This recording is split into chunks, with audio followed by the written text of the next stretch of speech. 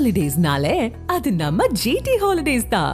GT Holidays, South India's #1 travel brand. You know you are special when you're with GT Holidays. மோந்தா புயல் சற்று நேரத்தில் ஆந்திராவின் மசிலிப்பட்டினம் அருகே கரையை கடக்க உள்ளது. இது தொடர்பான சிறப்பு நேரலையை தொகுத்து வழங்குவதற்காக அரங்கத்திலிருந்து செய்தியாளர் வேதவள்ளி இணைந்திருக்கிறார். வேதா, இனி உங்களிடம். நன்றி திலகவதி மற்றும் விக்னேஷ். வங்கக்கடல்ல உருவான மோந்தா புயல் இன்னும் சற்று நேரத்தில் கரையை கடக்க தொடங்கும் என்று கூறப்பட்டிருக்கிறது. அந்த புயலுடைய முன்பகுதி தற்போது கரையை தொட்டிருப்பதாகவும் சொல்லப்பட்டிருக்கிறது. இது தொடர்பான பல்வேறு தகவல்களை நம்முடைய செய்தியறையிலிருந்து வழங்குவதற்காக சுயாதீன வானிலை ஆய்வாளர் ஹேமச்சந்திரன் நம்மோடு இணைந்திருக்கிறார். அது மட்டுமில்லாமல் களத்திலிருந்து தகவல்களை வழங்குவதற்காக நம்முடைய செய்தியாளர்களும் இணைந்திருக்கிறார்கள். அதில் குறிப்பாக ஆந்திராவில் தான் கரையை கடக்கும் என்று சொல்லப்பட்டிருக்கும் நிலையில் ஆந்திர மாநிலம் ஓங்கோல் பகுதியிலிருந்து நம்முடைய செய்தியாளர் வீரகுமார் இணைந்திருக்கிறார். அதேபோல எண்ணூர் பகுதியிலிருந்து செய்தியாளர் வினிஷும், பழவேற்காடு பகுதியிலிருந்து செய்தியாளர் எழிலும் இணைந்திருக்கிறார்கள் பல்வேறு தகவல்களை வழங்குவதற்காக. மோந்தா புயல் இன்னும் சற்று நேரத்தில் கரையை கடக்க தொடங்கும் நிலையில் முன்பகுதி கரையை தொட்டிருக்கிறது. இதனால் எங்கெங்கெல்லாம் கனமழை, மிக கனமழை பெய்வதற்கான வாய்ப்பு இருக்கிறது. இது ஒரு புறம் இருக்க, தமிழகத்தில் கடந்த 2 நாட்களாக விட்டு விட்டு கனமழை பெய்து வந்த நிலையில் இனி வரக்கூடிய நேரத்தில் மழை பொழிவு எப்படி இருக்கும் என்பது போன்ற பல்வேறு விஷயங்கள் குறித்து விளக்குவதற்காக ஹேமச்சந்தர் நம்முடன் இணைந்திருக்கிறார். ஹேமச்சந்தர், அந்த புயலுடைய முன்பகுதி கரையை தொட்டிருக்கும் நிலையில எங்கெல்லாம் கனமழை பெய்து வருகிறது ஆந்திராவில்? குறிப்பா பார்த்தோம்னா தற்போது புயல் காக்கிநாடாவிற்கு தெற்கே தென்கிழக்கே கிட்டத்தட்ட 110 கிலோமீட்டர் தொலைவில் மையம் கொண்டிருக்கு. இந்த புயலை பொறுத்தளவிற்கு காற்று முறிவினால மேற்கு மற்றும் தென்மேற்கு பகுதிகளில் தான் அடர் மேக குவியல்கள் காணப்பட்டது. இந்த மேப்ல பார்க்கும்போது உங்களுக்கு தெரியும், புயலின் முன்பகுதி கரையை தொடங்கி இருக்கு அப்படிங்கிறத நம்ம எடுத்துக்கலாம். இந்த முழுமையாக புயல் கரையை கடப்பதற்கு கிட்டத்தட்ட அடுத்து ஒரு 7 மணி நேரம் ஆகும் என எதிர்பார்க்கப்படுது. புயல் தொடங்கியது முதலே நாம் புதிய தலைமுறையில் பதிவு செய்திருந்தோம், காக்கிநாடா அருகே தான் கரையை கடக்கும்.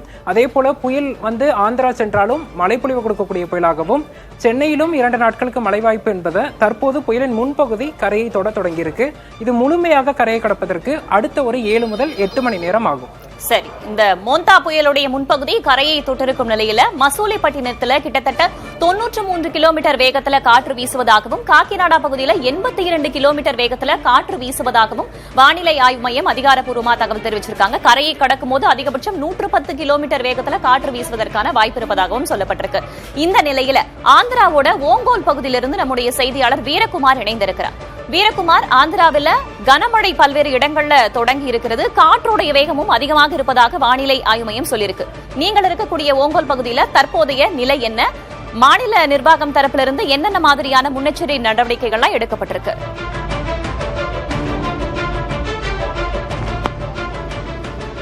வேதவள்ளி, மோந்தா தீவிர புயல் இன்னும் சற்று நேரத்தில் ஆந்திர பிரதேச கடற்கரைகள்ல கரையை கடக்க இருக்கக்கூடிய சூழ்நிலையில புதிய தலைமுறை தொலைக்காட்சி சென்னையிலிருந்து தொடர்ச்சியாக இந்த புயலினுடைய தீவிர தன்மையை தொடர்ந்து பிரத்யேக காட்சிகளோடு கள நிலவரங்களோடு நாம் பிரதிபலித்து வருகிறோம்.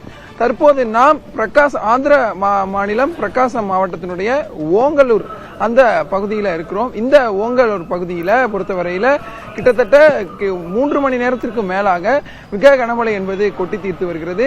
குறிப்பாக இந்த ஆந்திர கடலோர பகுதிகள், நாம் சென்னையிலிருந்து நெல்லூரை தொடர்ந்து இந்த ஓங்கோல் வழியாக அந்த காக்கிநாடாவை சென்றடைய கூடிய வகையில் சென்று கொண்டிருக்கிறோம். இந்த நிலையில நாம் சென்னையை கடந்து தடா, அதை தாண்டி நெல்லூர், அதை தாண்டி தற்போது இப்ப ஓங்கோல் அந்த பகுதியில் இருக்கிறோம். நெல்லூரை பொறுத்தவரையில காலை 8 மணிக்கு தொடங்கிய மிதமான மழை படிப்படியாக மழையினுடைய அளவு என்பது தொடர்ந்து கனமழையாக ஆகியிருந்தது. நெல்லூர்லயே தாழ்வான பகுதிகளில் பல இடங்கள்லையும் வீடுகளுக்குள்ள மழைநீர் சூழ்ந்து இருந்தது. அந்த மழைநீரை ஆந்திர மாநில அரசு இயந்திரங்களை கொண்டு வெளியேற்றக்கூடிய நடவடிக்கைகளையும் தீவிரமாக ஈடுபட்டிருந்தாங்க. தற்போது நாம் எங்க இருக்கிறோம் அப்படின்னா, இந்த ஓங்கோல் பிரகாசம் மாவட்டத்தினுடைய ஓங்கோல் பகுதியில ஒரு மைய பகுதியில் இருக்கிறோம். இந்த பகுதியில நமது ஒளிப்பதிவாளர் தினேஷ் காட்டிக் கொண்டிருக்கக்கூடிய காட்சியை பார்த்தாலே தெரியும், ஒரு சாலையே மழையில மூழ்கி இருக்கிறது. கிட்டத்தட்ட காலை 9 மணிக்கு மேல் தொடங்கிய இந்த பகுதியில மிக கனமழை பெய்ய தொடங்கி இருக்கிறது. அந்த மழை படிப்படியாக சூறை காற்றோடு கூடிய மிக கனமழையாக பதிவாகி இருக்கிறது. கிட்டத்தட்ட 5 மணி நேரங்களுக்கு மேலாக மழை கொட்டி வரக்கூடிய நிலையில இந்த சாலையினுடைய முழு பகுதியுமே மழையால சூழப்பட்டிருக்கிறது. வாகனங்கள் எந்த அளவுக்கு, அந்த வாகனத்தினுடைய 4 சக்கரங்களும் எந்த அளவுக்கு மழை வெள்ள நீர்ல மூழ்கி இருக்கிறது அப்படிங்கிற பிரத்யேக காட்சிகளை நம்ம பார்க்கும் போதே தெரிகிறது.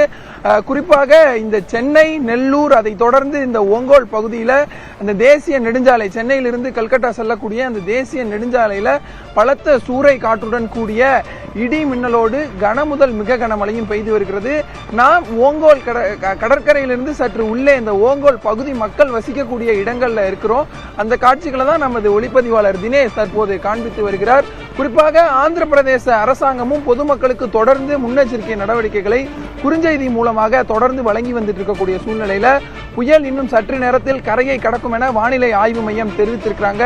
தனியார் வானிலை ஆய்வாளர்களும் அதனுடைய கண் பகுதி, அதாவது கண் பகுதி கரையை கடங்க தொடங்கி விட்டது எனவும் தெரிவித்திருக்கக்கூடிய சூழ்நிலையில இந்த ஓங்கோல் புயலினுடைய தீவிரத்தன்மை தற்போது காற்று, பலத்த இடி மின்னலுடன் கூடிய மழையாக பதிவாகி கொண்டிருக்கிறது. அந்த காட்சிகளை தான் நாம் இப்போது பார்த்து வருகிறோம். சரியாக இந்த புயல் இன்னும் சற்று நேரத்தில் கரையை கடக்கும் என தெரிவித்திருக்கக்கூடிய சூழ்நிலையில கரையை கடக்கும் போது நாம் இருக்கக்கூடிய பகுதிகளிலையும் காற்றினுடைய வேகம் படிப்படியாக அதிகரிக்கும் என்பதுதான் களத்திலிருந்து பார்க்க முடிகிறது. குறிப்பாக நாம் கடற்கரையை அந்த ஒட்டியே இருக்கக்கூடிய ஆந்திர பிரதேச கடற்கரையை ஒட்டி இருக்கக்கூடிய பகுதிகளில் தான் சென்னையிலிருந்து கடந்து வந்தோம். சென்னை, நெல்லூர், ஓங்கோல் வரக்கூடிய வழியிலேயே காற்றினுடைய வேகம் சற்று சூறை காற்றினுடைய வேகம் பலத்த காற்றாக அடித்திருந்தது. வர வழியில இங்க ஆந்திர மாநிலத்தில் செல்லக்கூடிய ஏரி, குளம், ஆறு உள்ளிட்ட நீர்நிலைகள் முழுவதுமாக நிரம்பி வழிந்த காட்சிகளையும் பார்க்க முடிந்தது. தேசிய நெடுஞ்சாலையிலேயே 2 பக்கங்களிலும் மழை வெள்ள நீர் சூழ்ந்திருந்தது. குறிப்பாக தேசிய நெடுஞ்சாலையை பயன்படுத்தக்கூடிய வாகன ஓட்டிகள் இந்த மழை நீர்ல சில இடங்கள்ல மூழ்கியபடிதான், அதாவது பாதி அளவு வண்டியினுடைய சக்கரங்கள் மூழ்கிய அளவு தான் சென்றாங்க. நம்ம கூகுள் மேப்ல பார்க்கும்போது கூட இந்த பகுதி டேஞ்சரான பகுதி, மழை நீருக்கு அப்படிங்கிற எச்சரிக்கையுமே அந்த சாலையை பயன்படுத்தக்கூடியவர்களுக்கு தொடர்ந்து முன்னெச்சரிக்கையாக காட்டப்பட்டிருக்கிறது. இன்னும் சற்று நேரத்தில் புயல் கரையை கடக்க இருக்கக்கூடிய சூழ்நிலையில நம்ம இருக்கக்கூடிய பகுதிகளிலுமே அந்த காற்றினுடைய வேகம் என்பது சற்று அதிகரிக்க தொடங்கி இருக்கிறது. பொதுமக்களும் அந்த மீனவ மக்களும் அவர்களுடைய வீடுகளில் பத்திரமாக இருக்க வேண்டும். தேவையில்லாம வர வேண்டாம். ஏதாவது அத்தியாவசியத்துக்காக மட்டும்தான் வரணும். ஏதாவது பாதிப்பு இருந்தால் உடனடியாக அரசாங்கத்தை தொடர்பு கொள்ளணும் என பல முன்னேற்பாடுகளை ஆந்திர மாநில அரசு செய்திருக்கிறது. இந்த நிலையில தான் இந்த காற்றினுடைய வேகம் சற்று அதிகரிக்க தொடங்கி இருக்கிறது.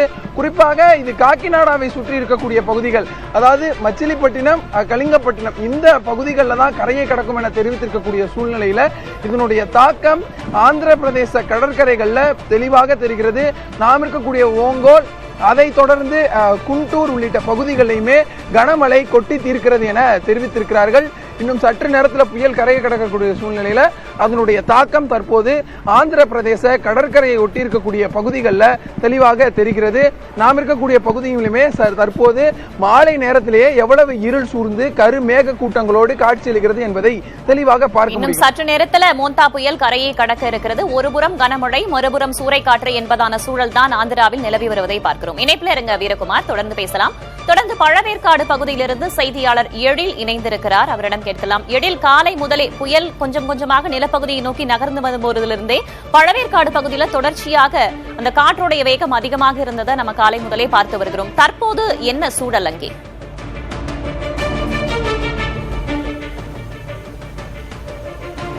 வேதவள்ளி, இந்த மோந்தா புயல் காரணமாக பழவேற்காடு முதல் ஆரம்பாக்கம் வரை இருக்கக்கூடிய மீனவ கிராமங்களுக்கு ஏற்கனவே கடலுக்கு மீன் பிடிக்க செல்ல வேண்டாம் என மீன்வளத்துறை சார்பில் எச்சரிக்கை விடுக்கப்பட்டுள்ளது. இந்த நிலையில் திருவள்ளூர் மாவட்டத்தில் மிக கனமழை பெய்யும் என வானிலை ஆய்வு மையமும் எச்சரிக்கை விடுக்கப்பட்டிருக்கிறது. இதன் காரணமாக 5 நாட்களாக, கிட்டத்தட்ட 5 நாட்களாக மீனவர்கள் கடலுக்கு செல்லாமல் இருந்தனர். இந்த நிலையில் நேற்று இரவு முதலே திருவள்ளூர் மாவட்டத்தில் பரவலாக மழை பெய்து வருகிறது. தற்போது நாம் இருக்கக்கூடிய இந்த பகுதி சின்னமாங்கோடு, அதாவது பழவேற்காடு ஏரியினுடைய சின்னமாங்கோடு என்ற பகுதியில் இருக்கும். இங்கே மீனவர்கள் தங்களது படகுகளை நிறுத்தி வைக்கக்கூடிய அந்த காட்சிகளையும் பார்க்கிறோம். அந்த படகுகள் எல்லாம், அந்த படகினுடைய இன்ஜின்கள் எல்லாம் ஒரு மைக்கா கவர் போட்டு முழுவதுமாக மூடி அதை தண்ணீர் புகாதவாறு செய்திருக்கிறார்கள். அதே போல பல போட் படகுகளையும் இங்கு கரையோரத்தில் நிறுத்தியிருக்கிறார்கள். இது மட்டும் இல்லாமல் இந்த மழை பொழிவு என்பது தொடர்ச்சியாக இருக்கிறது. இதன் காரணமாக சென்னையின் குடிநீருக்கு அனுப்பப்படக்கூடிய இந்த நீர்நிலைகளும் வேகமாக நிரம்பி வருகிறது. நேற்று புழல் ஏரியிலிருந்து உபரி நீர் நிறுத்தப்பட்டிருந்த நிலையில் தற்போது 250 கனஅடியாக திறக்கப்பட்டு மீண்டும் 1000 கனஅடியாக உயர்த்தப்பட்டிருக்கிறது. இதே போல பூண்டி ஏரியிலும் பார்த்தோம் என்றால் இந்த நீர்வரத்து அதிகரிக்கப்பட்டிருக்கிறது.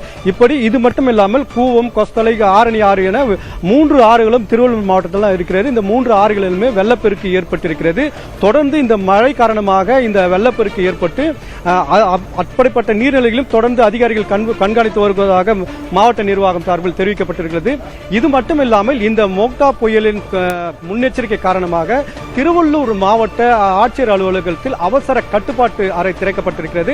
அது 24 மணி நேரமும் இயங்கும் சொல்லப்பட்டிருக்கிறது.